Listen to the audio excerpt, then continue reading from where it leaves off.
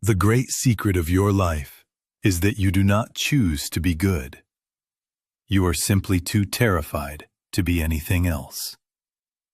This deep, gnawing fear, which you mistake for moral fiber, is the single most enduring psychological inheritance left to us by history.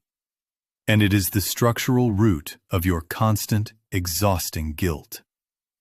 We are not dealing with accidental neurosis here. We are dealing with a deliberate, historic project.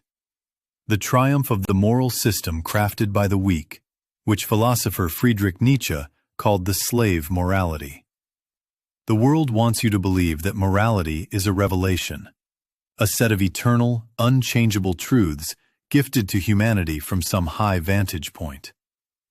Nietzsche understood it was precisely the opposite. Morality is a weapon, a psychological defense mechanism forged in the furnace of ressentiment, the deep, simmering hatred of the powerless directed toward the powerful. It is not about divine commandment. It is about human control. Our modern ethical compass is nothing less than the fossilized revenge fantasy of those who lacked the strength to act. To understand your constant feeling of inadequacy, the background hum of culpability that defines the modern self, we must go back to the distinction Nietzsche drew between the master and the slave. The master, the noble man, operated on the basis of instinct and abundance.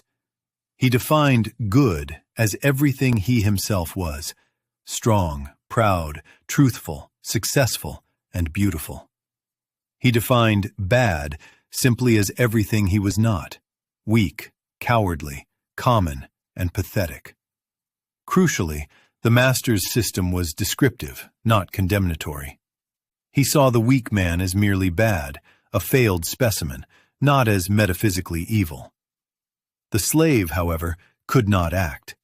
He lacked the power, the resources, and the self-confidence to assert his will.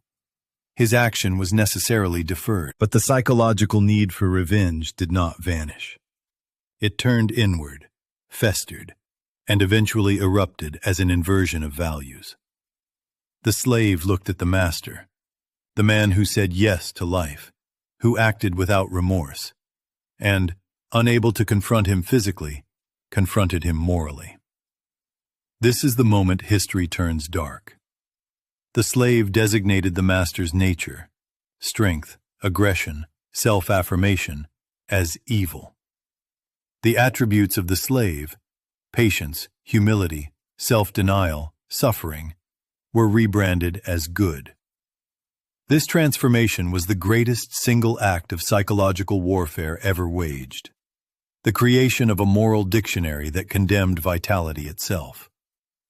This is the core thesis, that what we celebrate as modern ethics is merely a catastrophic error in valuation, a successful redefinition of powerlessness as virtue. If you are tired of living in the shallow end of philosophy, tired of the easy answers and the self-help affirmations that never seem to cure the underlying anxiety, then do yourself a favor and subscribe now. This is not comfort content. This is an investigation into the dark wiring beneath human behavior, and you will not want to miss the painful insights that follow. But the price of this victorious slave morality was steep. The slave traded physical bondage for psychological chains. Because the moral system was based on condemning natural instinct, the slave was forced to look upon his own internal drives, his ambition, his sexuality, his hunger for power, as inherently wicked.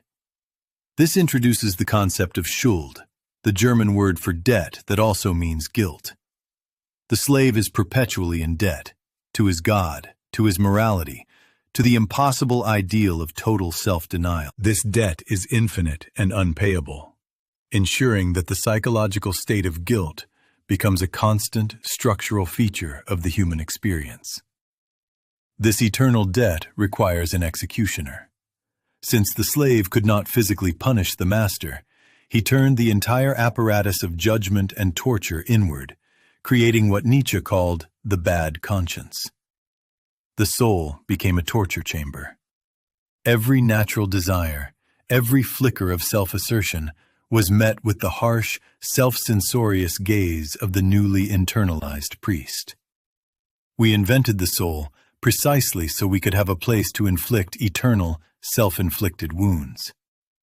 This punishing inner voice, which we fondly call our conscience, is nothing more than the cruelest, most enduring aspect of slave morality, keeping us perpetually small, perpetually anxious, and perpetually guilty for simply being alive.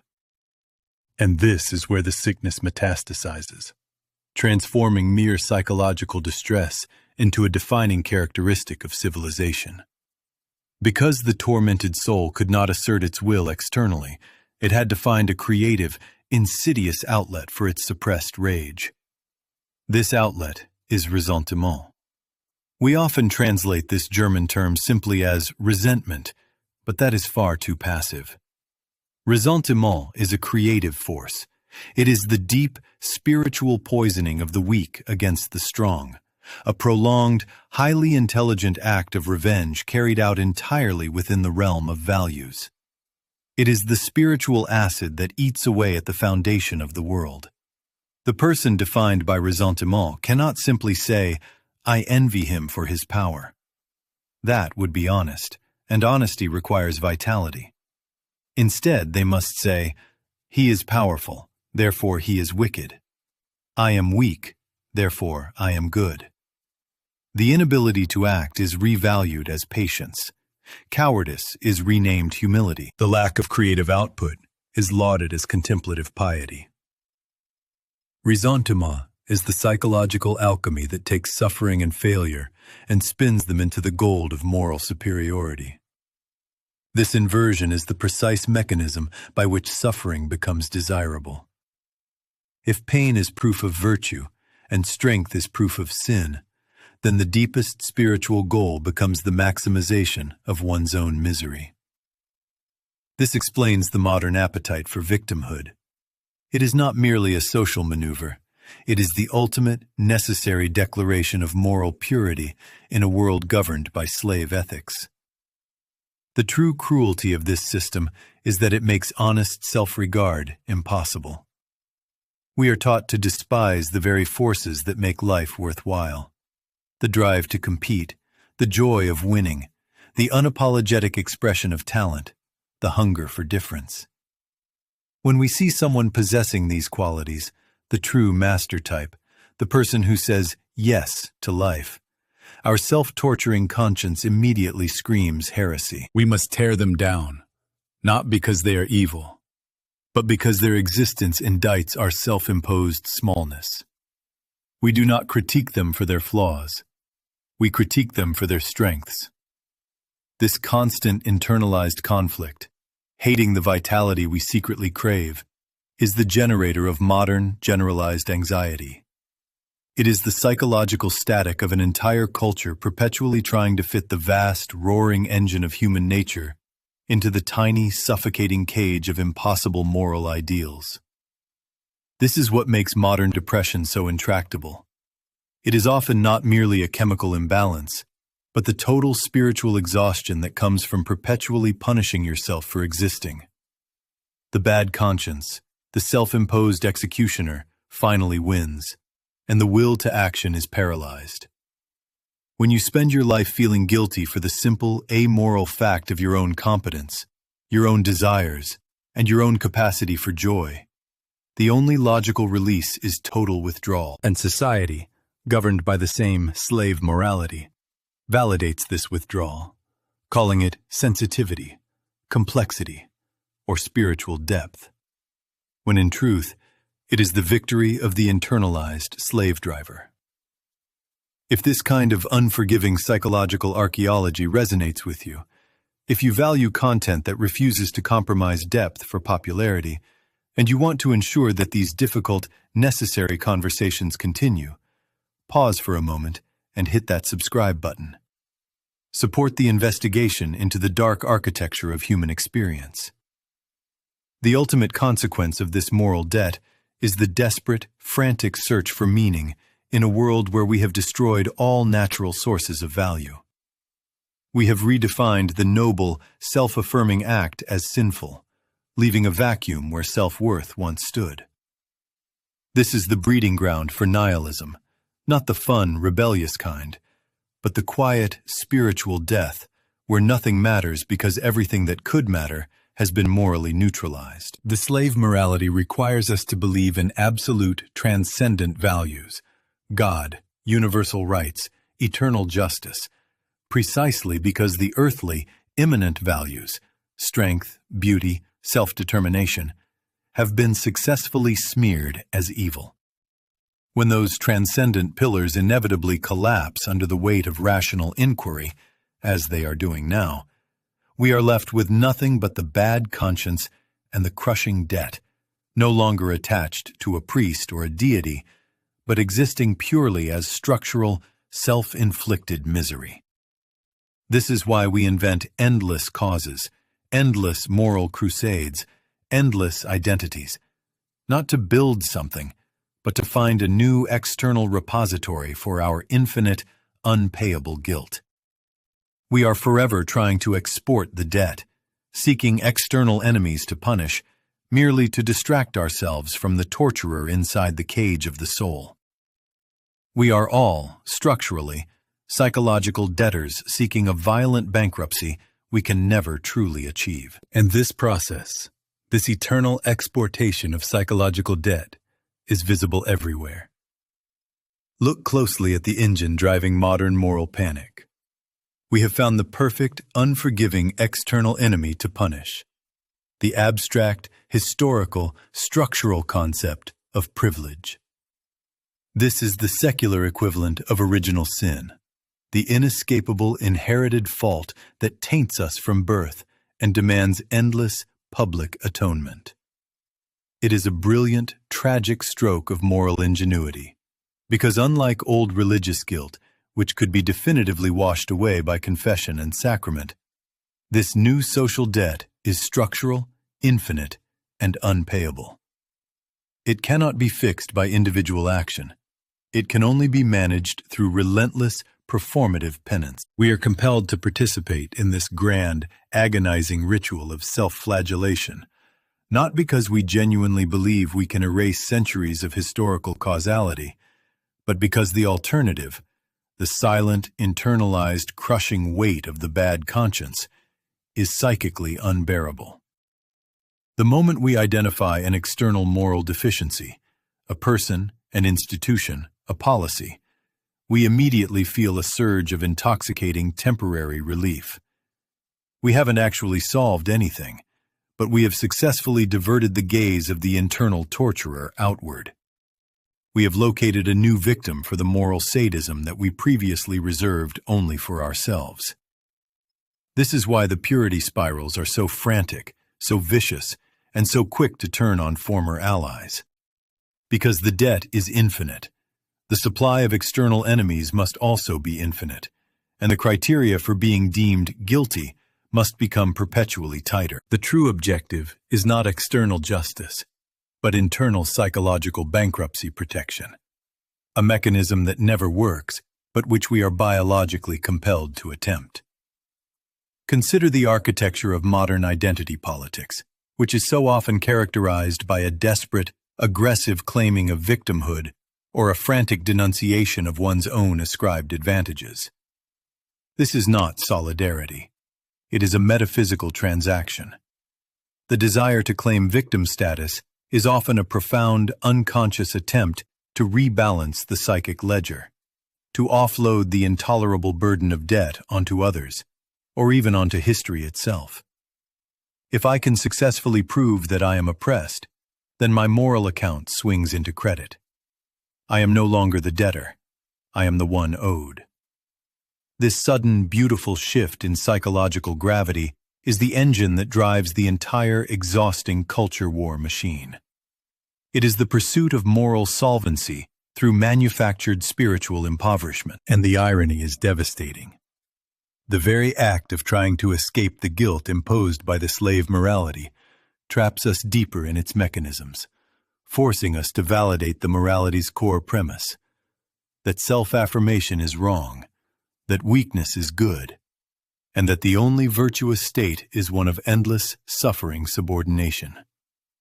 We are sacrificing our actual, lived strength and autonomy on the altar of a false, externally validated moral purity, seeking praise from the very society that internalized the torturer in the first place. The psychic toll of maintaining this manufactured moral superiority, this constant, exhausting vigilance against internalized wrongthink, is immeasurable. We are draining ourselves dry, starving our own genuine capacities for creation and joy, all for the fleeting synthetic high of a temporary moral credit score. And if this kind of relentless, uncompromising dissection of the hidden architecture of contemporary morality is something you crave, if you recognize the importance of funding independent thought that refuses to parrot comforting social narratives, please make sure you subscribe. Your support is the only defense against the inevitable cultural gravitation toward shallow, easily digestible lies. We must confront the reality that the self-hatred inherent in the slave morality is now being systematically applied to the entire fabric of civilization. It is a slow, structural suicide fueled by guilt. It is a slow, structural suicide fueled by guilt.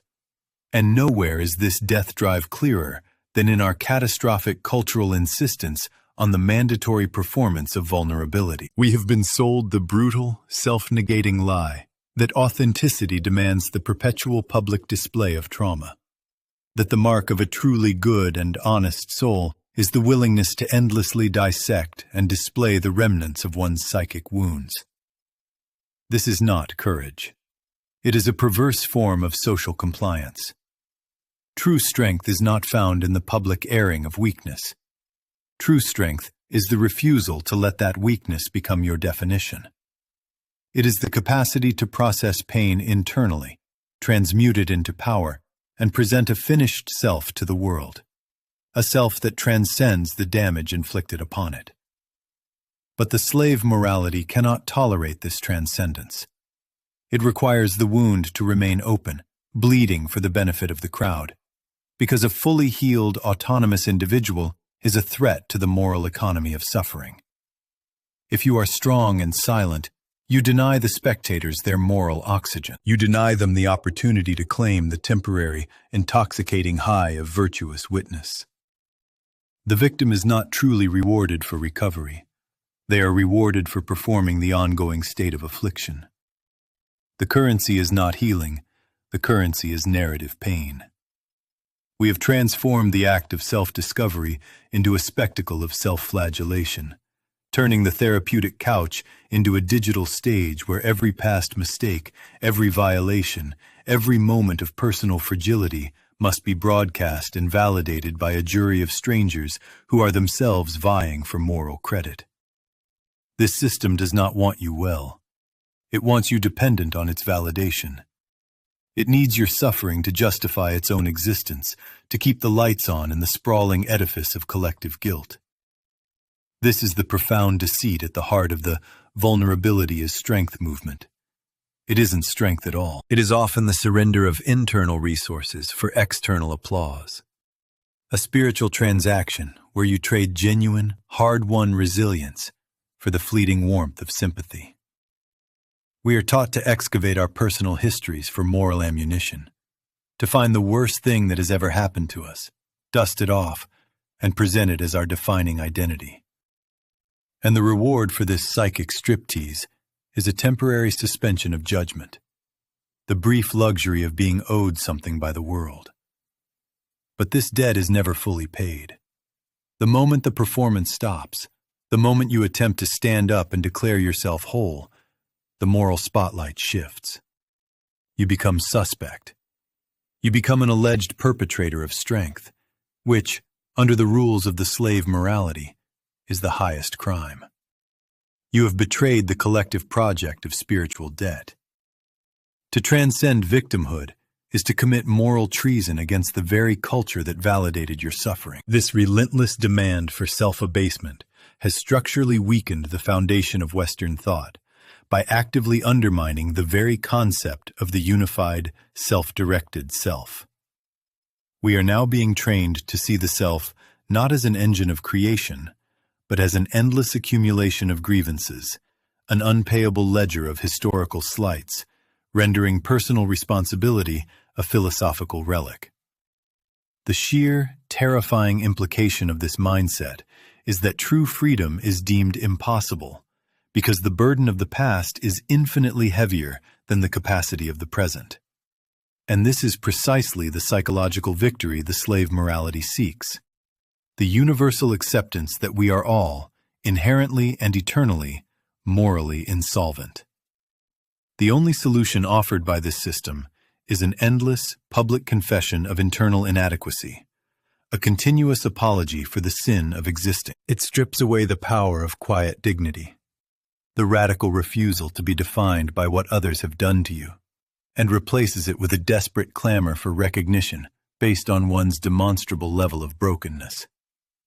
The tragic beauty of true strength, the ability to be hit, absorb the force, and continue moving forward without demanding restitution, is systematically eradicated, replaced by the demand that the hitter or their descendants pay for the rest of time. This is why our public discourse is choked with retroactive indignation. We are using the moral framework of the present to judge the actions of the past, not to learn from them, but to accrue moral leverage that can be deployed today. We do not study history to understand human nature. We mine it for evidence of victimhood, seeking retroactive validation for our current sense of spiritual malaise. And this toxic loop ensures that the present is always defined by the worst moments of the past, creating a psychological anchor that prevents any forward movement. The price of this moral high ground is nothing less than perpetual paralysis. If you have been following these deep dives and you find yourself constantly challenging the superficial consensus that dominates the mainstream, then you already understand the value of this kind of work. Join a community that refuses to accept easy answers or comforting lies. Hit that subscribe button and become part of the resistance against the cultural drift toward intellectual cowardice. The only true escape from the psychological prison of the slave morality is a radical, silent act of self-affirmation. The defiant, existential choice to forgive yourself and refuse to be defined by your wounds, thereby collapsing the entire moral economy built upon your manufactured spiritual debt. The only true escape from the psychological prison of the slave morality is a radical, silent act of self-affirmation. The defiant, existential choice to forgive yourself and refuse to be defined by your wounds, thereby collapsing the entire moral economy built upon your manufactured spiritual debt. We must confront the insidious psychological gravity that pulls us back toward the moral comfort of being defined by our trauma. Why accept the prison? Because freedom is chaos, and the wound provides structure. It is a beautifully simple, elegant narrative for failure. I am held back because X happened to me, or because X happened to my ancestors. This psychological relief grants the sufferer temporary spiritual amnesty. The moment you define yourself primarily by the injustice done to you, you gain two things: guaranteed sympathy and moral elevation from a specific subset of the external world, and, far more dangerously, an unimpeachable justification for any future stagnation. You become exempt from the radical, terrifying demands of self-creation and self-improvement. The wounds are thus transformed into trophies. They are meticulously polished and displayed, not as scars of battles won and survived, but as lifelong service medals proving that your spiritual debt is owed entirely by others. This is the profound, dark secret of the trauma economy. It transforms pain from a potential catalyst for transformation into a permanent, lucrative identity.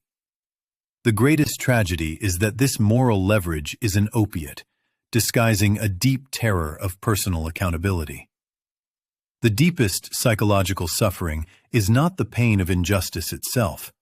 Human beings are remarkably resilient, but the terrifying realization of absolute responsibility. the godlike burden of being the sole, ultimate architect of your own meaning and future. Slave morality offers a glittering, seductive escape hatch from this existential weight. It whispers, your failure, your lack of fulfillment, your current condition is attributable entirely to forces outside yourself. History, oppressive systems, abstract power structures, or other people. This displacement mechanism is so wildly seductive precisely because it alleviates the most crushing psychological load. The weight of having to choose, the weight of having to succeed, and the terror of failing when the fault lies only with you, the sovereign self. But this cheap grace is paid for by the price of your future. By externalizing the cause of your current condition, you simultaneously and necessarily externalize the solution. You wait for the system to change. You wait for the apology. You wait for the reparations. And in that patient, righteous waiting, your potential burns away, unlived. This is not strength. It is a profound spiritual laziness, a self-imposed psychological castration masked by the fiery rhetoric of righteous indignation. It is the refusal to enter the arena of life because one is too comfortable standing on the sidelines, demanding compensation for the fight one never had to fight. If this relentless dissection of comforting delusions is demanding of your attention, if it pulls you toward the difficult, unvarnished truths that most content producers flee from, please consider supporting this work directly. Take a moment, smash that like button, and subscribe now to ensure this deep, challenging analysis continues to cut through the noise. The moment we understand this transaction, the trade of sovereign power for cheap moral comfort, we can begin the process of liberation. Forgiveness, in this context, has nothing to do with absolving the past offender. It is a ruthless act of existential surgery performed on the self. Forgiveness is the defiant choice to declare the historical debt note null and void, thereby severing the psychological tether that binds your present self to the actions of others in the past. It is an act of supreme self-sovereignty, a declaration that your life's narrative is written forward from this moment, not backward from the moment of injury. The person who refuses to forgive, who clings to the wound as their identity, believes they are punishing the oppressor, but they are only ensuring their own prolonged spiritual imprisonment. They are perpetually waiting for external permission to move, to be happy, to be whole. The sovereign individual understands that such permission is neither necessary nor forthcoming. True strength lies in recognizing the profound, terrible freedom of the present. The past may have dealt the hand, but the present self holds the absolute power to decide how that hand is played, or whether to leave the table entirely. The radical acceptance of this terrifying freedom, the freedom from the need for external validation or restitution, is the only path out of the psychological anchor built by the slave morality. Anything less is merely a rearrangement of the chains. We must choose the painful, exhilarating solitude of responsibility over the comforting, collective misery of permanent victimhood. The greatest revenge against those who tried to define you by your brokenness is not demanding they pay up, but to simply stand up, walk away, and realize you were never defined by them in the first place. This means embracing a tragic but necessary vision of reality. Life is inherently unjust, and the only dignity available is the dignity we create through our response to that injustice. It is the dignity of action over reaction, of creation over complaint, of silent, internal transformation over loud, external demand. When you choose this path, you choose to become dangerous. Not because you seek vengeance, but because you become self-contained, requiring nothing from the broken systems that sought to consume you. This deep, analytical work is challenging, and it is only possible because of the engagement of those who refuse to settle for the prescribed narratives. If you have recognized the profound truth in these ideas and are ready to stand apart from the crowd, then join our community. Hit that subscribe button, join the intellectual resistance, and help us continue to build a space dedicated to the painful, beautiful process of becoming truly free. The final verdict, then, is this.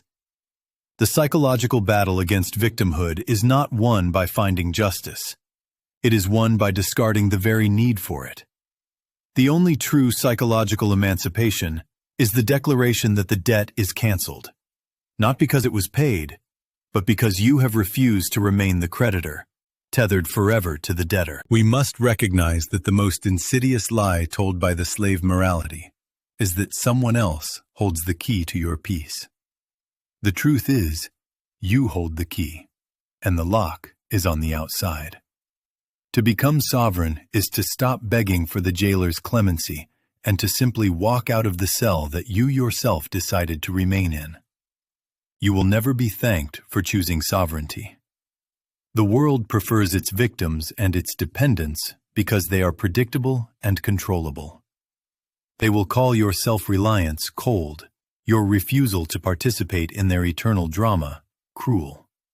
But the price of being a master of self is worth the cost of being misunderstood.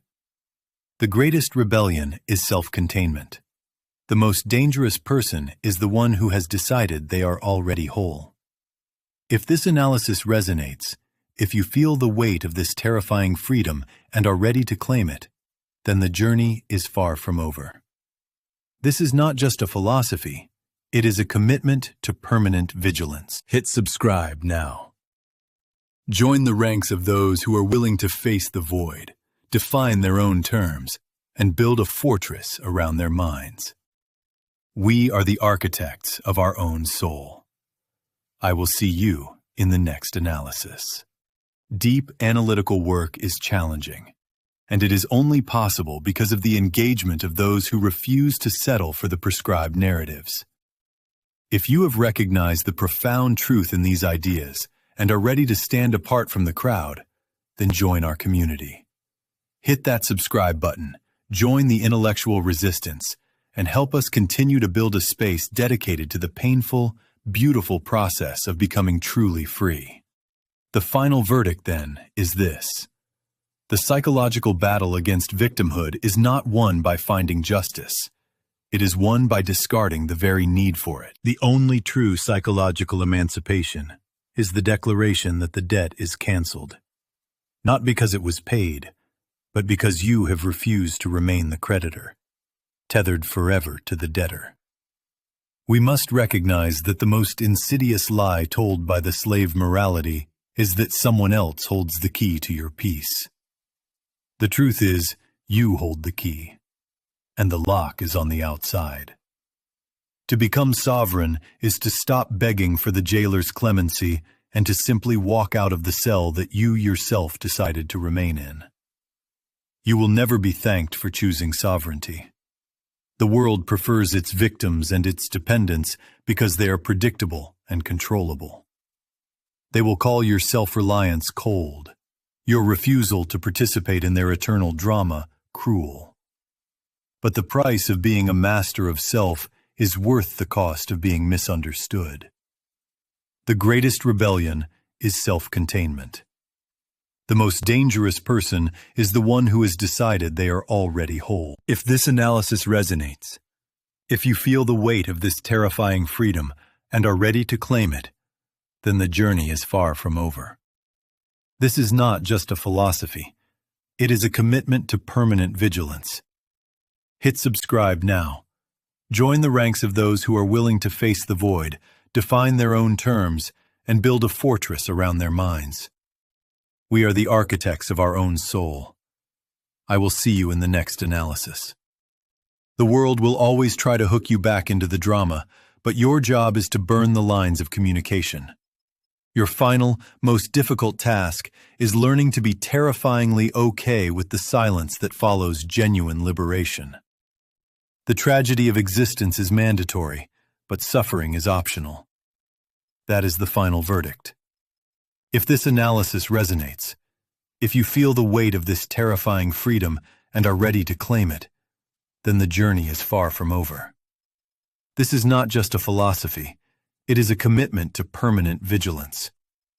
Hit subscribe now. Join the ranks of those who are willing to face the void, define their own terms, and build a fortress around their minds.